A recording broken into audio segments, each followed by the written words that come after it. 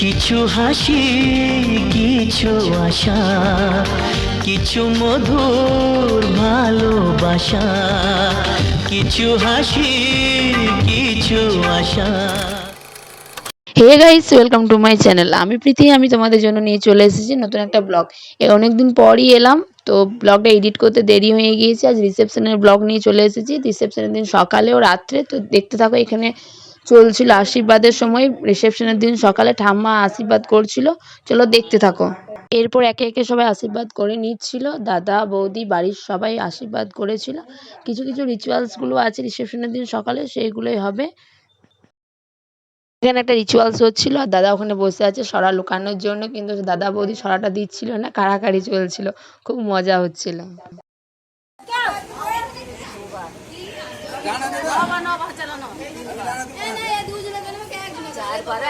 নান্দি মুখের সময় হাতে যে সুতোটা পরানো হয়, সেটাই বউ ভাতের দিন সকালে খোলা হচ্ছিল। দাদা বৌদি একে অপরে হাতের সুতোটা খুলে দিচ্ছিল।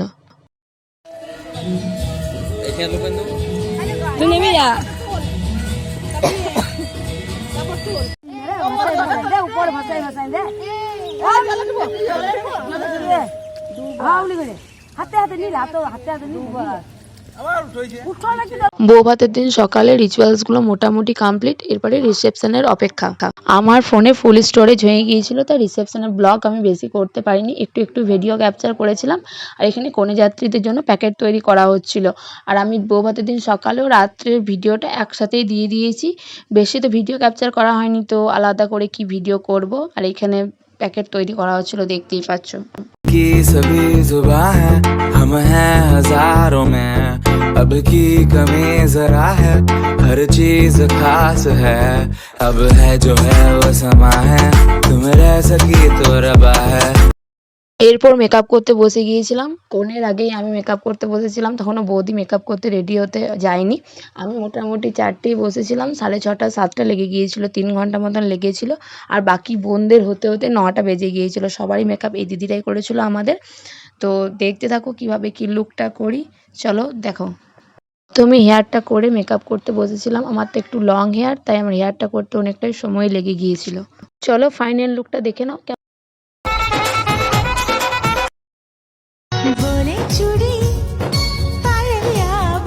একটু তাড়াতাড়ির মধ্যে ভিডিও ক্লিপটা নেওয়া হয়েছে, টিপ পরিনি, তাই মুখটা একটু ফাঁকা ফাঁকা লাগছিল। কেমন লাগলো কমেন্টে জানিও। যখন বাড়ি আসি তখন বৃষ্টি পড়ছিল, তাই খুব মন খারাপ লাগছিল যদি বৃষ্টি হয়।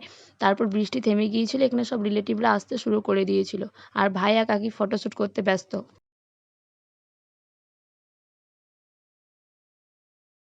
বাইরে আসি কেমন সাজিয়েছে সেটা দেখার জন্য, তো এখানে ভিডিও শ্যুটটা করি। দেখতে পাচ্ছ জল পড়েছিল, কাদা হয়ে গিয়েছিল রাস্তাগুলো। এটা হচ্ছে বৌদি রিসেপশনের লুক। কেমন হয়েছে সবাই কমেন্টে জানিও। ব্রাইড আর গ্রুম একসাথে ছবি তুলছিল। এখানে বৌদি কিছু পোজ দিয়ে দিচ্ছিল ছবি তোলার। এখানে দুই বৌদি পিসেমশার সাথে ছবি তুলছে, মানে এখানে ছবি তোলারই সময় চলছিল। যে যার সাথে পাচ্ছিল খালি ছবিগুলো তুলে নিচ্ছিল, যে ছবিগুলো তুলে নিয়ে আগে তারপরে আনন্দ করা যাবে। আমি বৌদিকে জিজ্ঞেস করছি তোমার কেমন লাগছিল আজকের দিনটা, এইটা আমি জিজ্ঞেস করছিলাম বৌদিকে। কোনো অনুষ্ঠান বাড়িতে একটা জিনিস আমার খুব ভালো লাগে, যে পরিবারের সবারই সাথে দেখা হয়, সবাই আসে। এমনিতে সবাই একসাথে থাকা হয় না। আর এখানে দুই বৌদি দুই দাদা ছবি তুলছিল। আমি খুব রাগাচ্ছিলাম যে একা একাই ছবি তুলে নিচ্ছে সেইভাবে। আর এখানে স্টলগুলো বসেছিল, আর বৌদির সাথে একটা রিলস বানাচ্ছিলাম। বৌদি টায়ার্ড হয়ে গিয়েছিল, বৌদিকে জোর জবরদস্তি বলছিলাম রিলসটা বানাও বানাও, তো সেরকম হয়নি রিলসটা।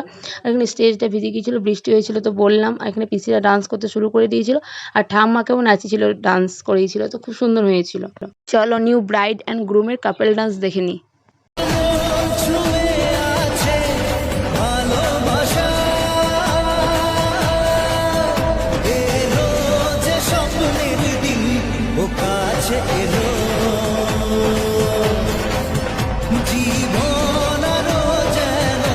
বাড়ির প্রত্যেকটা মানুষ খুব এনজয় করেছে, সবাই নেচেছে, ঠাম্মা থেকে শুরু করে ছোট থেকে বড় সবাই।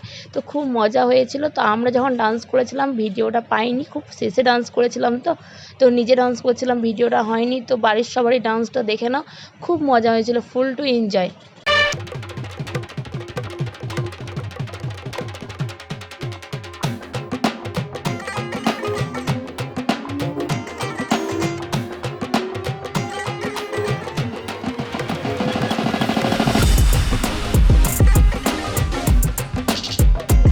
বসে গিয়েছি। আমরা ডিনার করতে 1টা পেরিয়ে গিয়েছিল, তাই মেনু কার্ড আর কিচ্ছু নেইনি।